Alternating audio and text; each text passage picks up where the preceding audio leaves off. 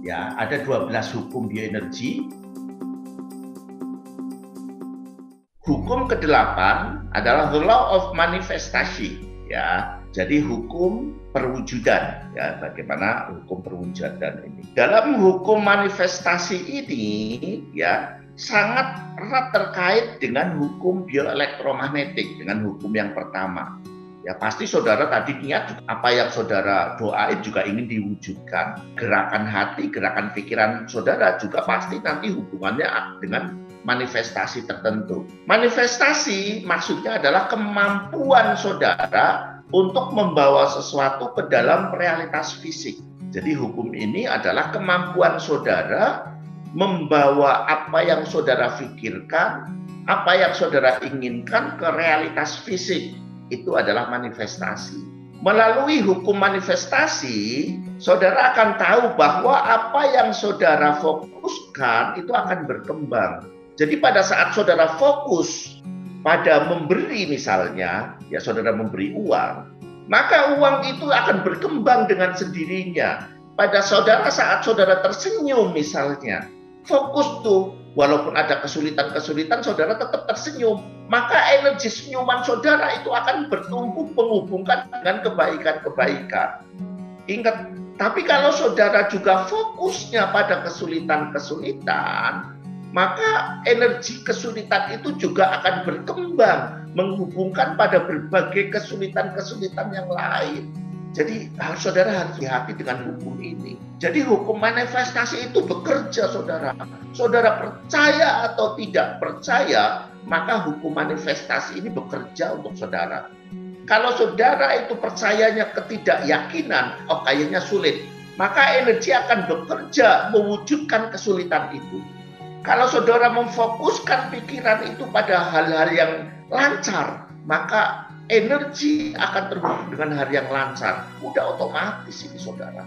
Melalui hukum manifestasi ini, ya, maka saudara harus fokus pada hasil positif yang saudara inginkan. Jadi jangan malah saudara mikirnya negatif-negatif. Ini termasuk bagaimana saudara melepaskan keyakinan yang lama. Mungkin saudara selama ini memikirkan hal-hal yang sifatnya negatif, ketidakmungkinan, ya, atau ini yang sudah praktek pemanfaatan bioenergi tapi malah berhenti memanfaatkan karena kemarin masih gagal, masih nggak rutin. Jadi padahal gagalnya itu karena belum rutin memanfaatkan.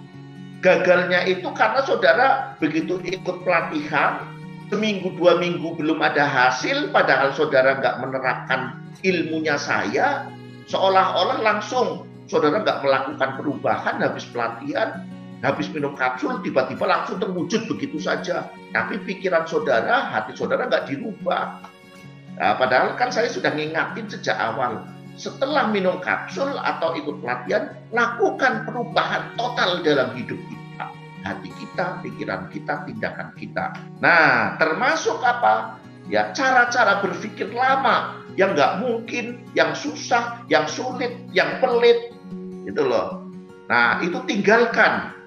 Mulailah saudara melakukan tindakan-tindakan yang melayani diri sendiri, melayani keluarga, melayani orang lain. Jangan kepinginnya apa yang saya dapatkan. Jangan. Rubah tuh apa yang bisa saya beri kepada orang lain. Ya, kalau saudara fokus ke sana, energi manifestasi akan bekerja.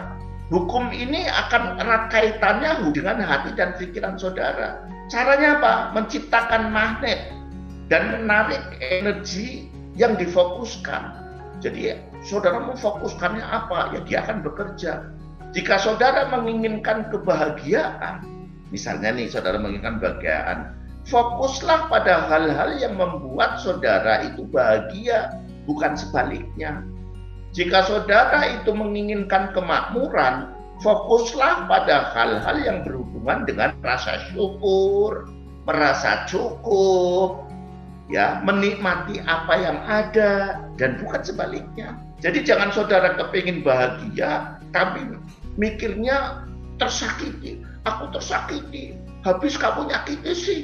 Ya, kalau pengen bahagia, lepaskan semua rasa sakit, lepaskan semua yang sudah terjadi yang membuat saudara itu terpuruk, lepaskan. maka saudara akan bahagia. Kalau saudara itu menginginkan uang, menginginkan kemakmuran, ya fokus pada apa yang sudah saudara dapat. Jangan, kapan ya saya dapat duit? Kok susah saya duit? Jangan. Ya, nikmati apa yang ada sambil tersenyum. Jika saudara ingin sembuh dari sakit, ya, fokuslah pada hal-hal yang membuat saudara sembuh dan tindakan yang menyehatkan, bukan sebaliknya. Ada orang sudah tahu, ya, sakitnya diabetes, bahwa kalau minum manis-manis tambah parah diabetesnya, kalau merokok itu tambah parah sakitnya. Tapi di sisi lain dia juga lagi mengobati diabetesnya, pakai berbagai macam cara mengobati penyakit diabetesnya supaya gulanya normal. Sama penuh minum obat yang untuk mengontrol gulanya. Tapi di sisi lain makannya masih sembarangan.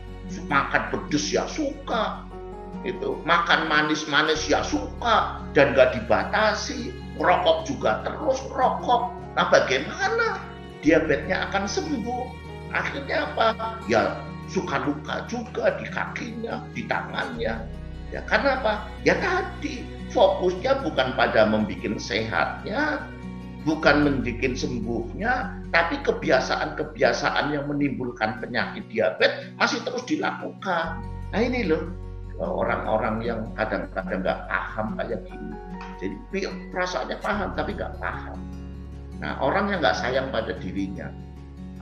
Untuk itu, apapun keinginan saudara, sangat penting bagi saudara untuk mengetahui dengan jelas apa yang saudara inginkan dan bagaimana cara mewujudkannya.